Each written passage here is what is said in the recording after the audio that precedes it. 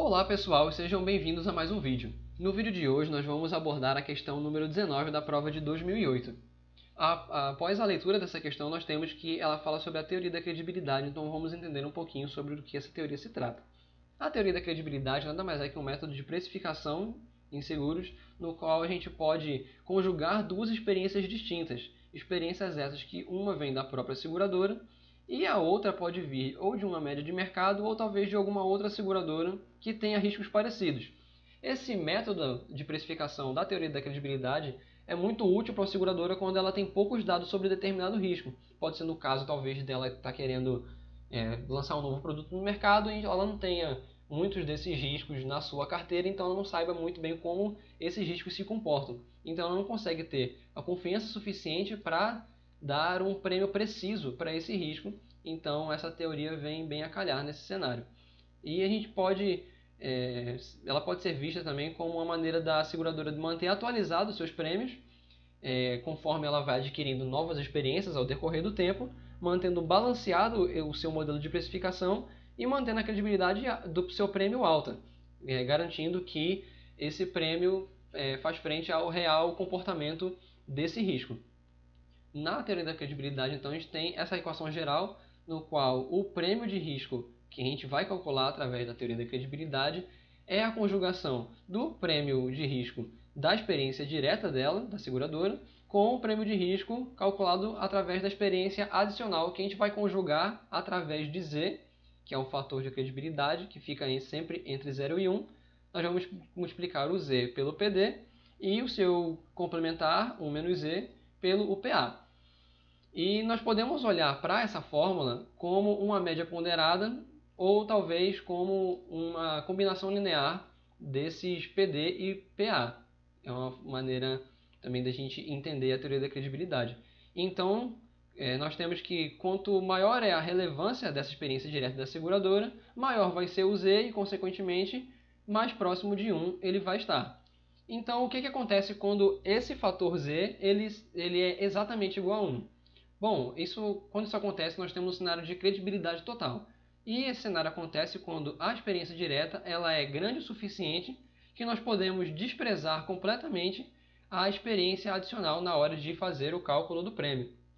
Ou seja, o que nós queremos é ter um tamanho de carteira suficientemente grande em que podemos considerar o Z igual a 1 e, consequentemente, o PC vai ser igual ao PD.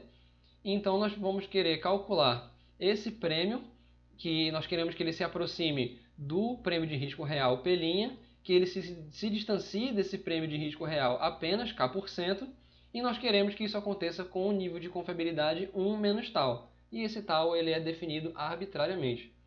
Bom, então como é que a gente faz esse cálculo? Nós temos a nossa variável aleatória valor do sinistro agregado, e a partir dela a gente consegue tirar a sua esperança, variância, e nós temos que o P', que é o prêmio que a gente quer se aproximar, que ele é dado por lambda vezes a esperança de x. Traduzindo tudo que a gente viu sobre credibilidade total em uma equação, a gente chega no seguinte, que o PD, que é o prêmio que a gente quer aproximar de P', ele tem que se distanciar dele apenas K% para mais ou para menos de quem? Do P', que é lambda vezes a esperança de x, e a gente quer que isso aconteça com uma probabilidade de pelo menos 1 menos tal.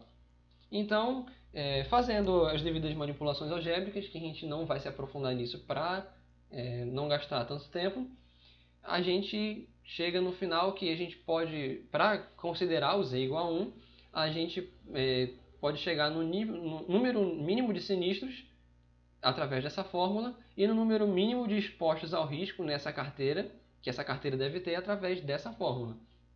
Bom, voltando então para a questão, antes de mais nada vamos salientar que essa questão foi anulada, então vamos tentar entender o porquê disso. Através do enunciado da questão a gente consegue as informações de esperança de x e variância de x, temos que o k é igual a 0,1 e o primeiro probleminha é que ela dá p igual a 0,95. Bom, na verdade esse p se refere ao tal da nossa fórmula, que é a confiança da nossa estimativa desse prêmio. Então, e esse P acaba se confundindo com a frequência de sinistros desse risco, que é 0,02, que foi o P que a gente usou nos slides anteriores. pode ter sido um dos argumentos que o IBA usou para anular essa questão. Então, o que a questão quer? O número de sinistros para que a experiência, seja totalmente creditada. Aqui, mais um probleminha que a questão não diz qual experiência ser totalmente creditada, se é a direta ou a indireta. Pode ter sido algum outro argumento para anulação dessa questão. Mas considerando que seria a direta, então como nós queremos o número de sinistros é através da fórmula do lambda, que nós vimos no slide anterior. Fazendo as devidas substituições aqui, conforme os dados da questão nos dá, a gente chega no resultado de 461,2117. Outro probleminha é que a questão em momento nenhum diz que o resultado da questão deve ser aproximado.